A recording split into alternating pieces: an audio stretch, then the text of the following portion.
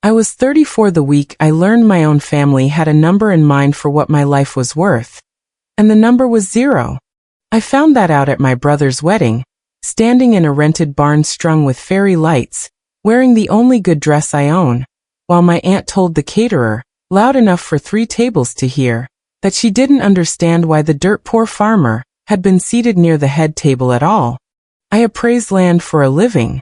I have spent 11 years putting exact dollar figures on soil, water rights, mineral leases, and the quiet economic value of things people assume are worthless because they're covered in mud. So when my own family decided I was worth nothing, I did what I always do with a bad valuation. I didn't argue. I gathered the paperwork. Welcome back to Family Revenge Stories New, the channel where quiet people keep the receipts, and family finds out that boundaries have a price. If stories about dignity, documents, and consequences are your thing, drop a comment and subscribe, because this one has a number in it you won't forget. My name doesn't matter much to this story. What matters is what I do. I'm a licensed agricultural appraiser and land use consultant. Banks hire me before they'll finance a farm purchase. Energy companies hire me before they'll lease land for solar arrays or wind turbines or mineral extraction. Families hire me when a death forces them to figure out what 40 acres of scrub and creek bottom is actually worth, as opposed to what they've always assumed it was worth, which is usually nothing, and is usually wrong. I grew up on 110 acres in the kind of county where the nearest stoplight is 11 miles away. My father worked that land until the week he died, and I worked it beside him from the time I could reach the tractor pedals. My mother left when I was 9. My brother, Colton, is 4 years younger than me, and from the day he was born, he was the one who was going places, and I was the one who was staying. That was never said out loud. It didn't need to be. It was in the seating chart of every holiday. The way my father's eyes went soft when Colton talked about his sales job in the city. The way nobody asked me a single question about my career for the better part of a decade because farming and appraising farms sounded, to them, like the same quiet failure. I married young, to a man named Wes who ran the equipment side of our operation and understood, without me ever explaining it, that loving me meant loving 400 acres and a set of books that had to balance every quarter. We didn't have a big wedding. We had $80, 2 folding tables, and a preacher who did it for a case of tomatoes. Wes died 4 years ago, in March on a Tuesday, of a heart that gave out in a hayfield. I found him. I have never told anyone what that looked like, and I am not going to start now. What I will tell you is that after that day, the land was legally mine, the appraisal license was mine, and every dollar I have ever earned since has had his name folded quietly into it. My family ran on a simple arithmetic, though none of us would have called it that. I was the one who showed up.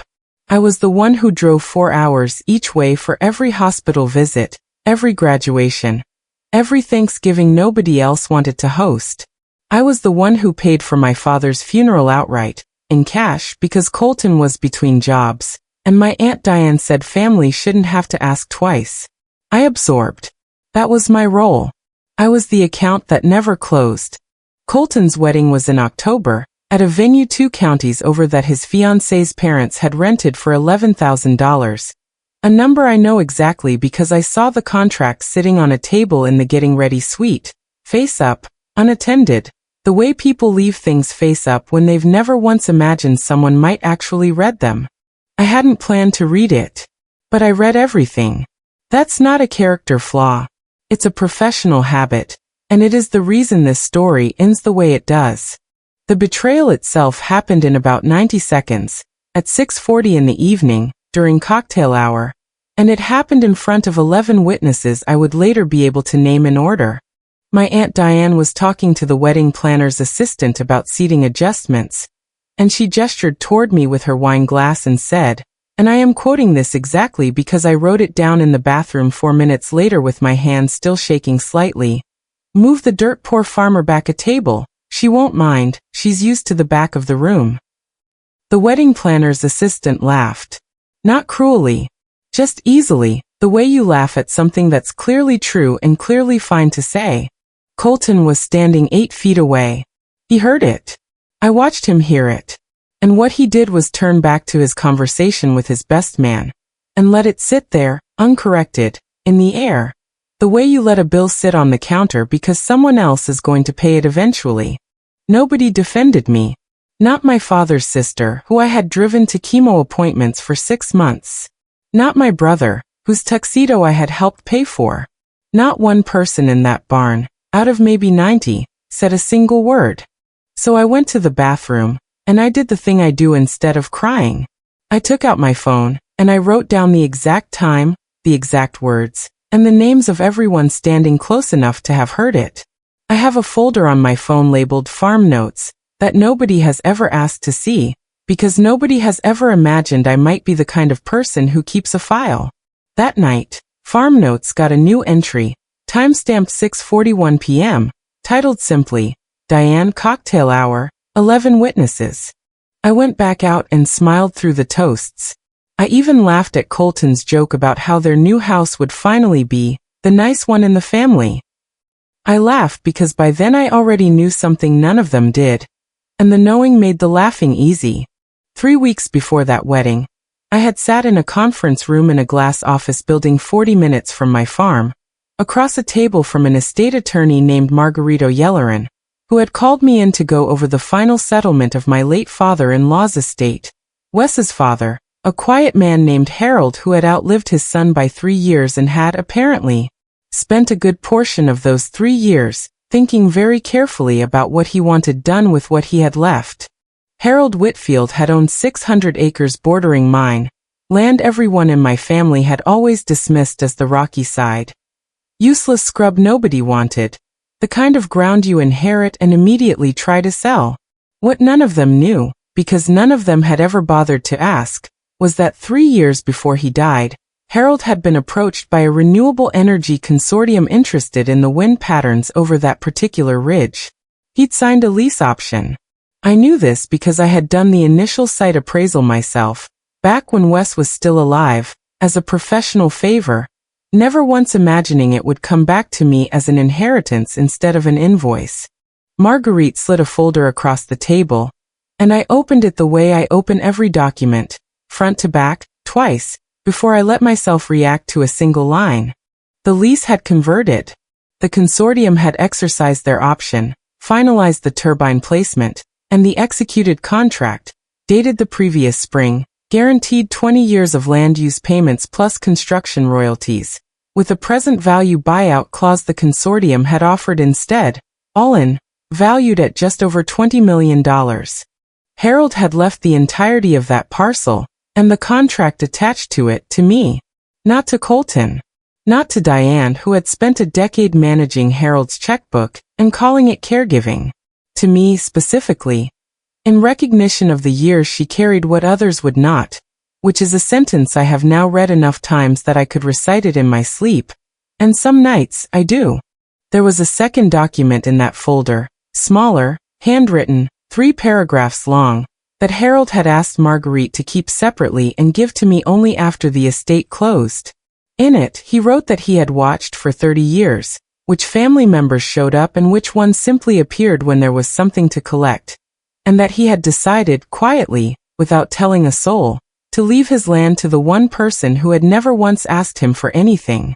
I read that letter 3 times in Marguerite's office, and then I folded it, put it in my bag, and asked her a single question. Had anyone in my family inquired about Harold's estate? She said yes. Diane had called twice, and Colton had called once, both times asking, with varying degrees of directness, what's happening with the rocky side land? I didn't act on any of it that day. I drove home, put both documents in the fireproof box where I keep the deed to my own farm, and I sat with them for 2 weeks before the wedding, understanding slowly and completely exactly what I was holding. It didn't take long for the family to start circling, because family money has a scent, and Diane has always had a nose for it. The Tuesday after the wedding, she called me, and within 4 minutes of small talk she pivoted to the rocky side, saying she'd heard through the county that there was some kind of energy deal happening on Harold's old land, and wasn't it a shame that land would probably just sit there unused since nobody in the family had the head for that kind of thing. She said this to the person whose entire profession is having the head for that kind of thing. Colton called 2 days later, and was less subtle. He said, almost cheerfully, that he and his wife had been talking, and since Harold's land technically should have stayed in the family properly, maybe it made sense for whatever came of it to get split evenly, the way Dad would have wanted. He used the phrase family money twice in one phone call, about money that had never once, in any legal sense, been his. Diane showed up at my farm on a Thursday afternoon, unannounced, and stood in my kitchen and told me that showing up for family should count for something when it comes time to divide things up, and that she hoped I wasn't planning to be difficult about the land, because family shouldn't fight over money. I let her say all of it. Then I asked her one question. I asked her what, exactly, she believed she was owed, and by what document. She didn't have an answer.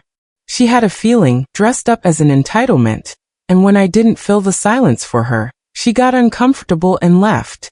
That evening I called Marguerite and told her to send the letters.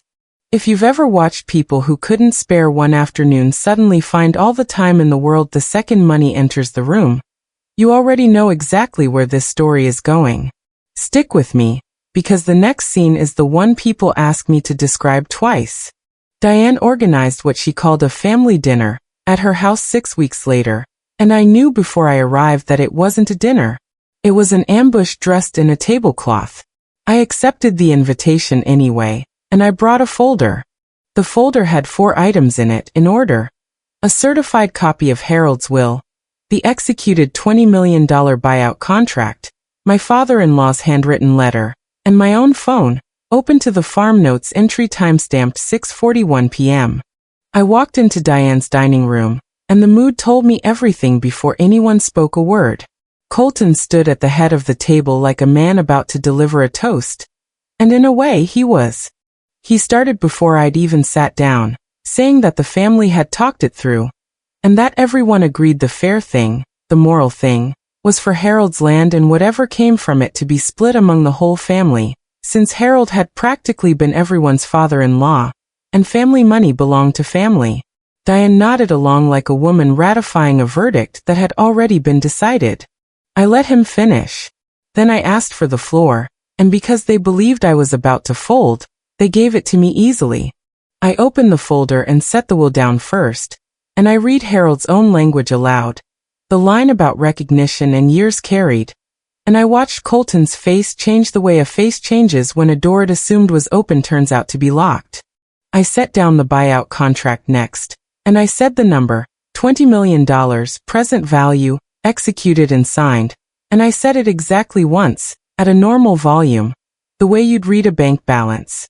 Diane's response came first as disbelief, soft, saying there had to be some mistake, that Harold wouldn't have done that. Then it became emotional, her voice cracking as she said family should share, that blood matters. Then it turned loud, Colton standing now, saying I was twisting Dad's memory to justify greed. Then, when I still hadn't raised my voice once, it turned into something closer to a threat, Colton saying they'd talk to a lawyer about contesting it. I answered each escalation with a quieter sentence than the one before it. I told him he was welcome to hire a lawyer, and that Margarito Yelloran's office number was on the will, should his lawyer need it. Then I read Harold's letter aloud, just the one line.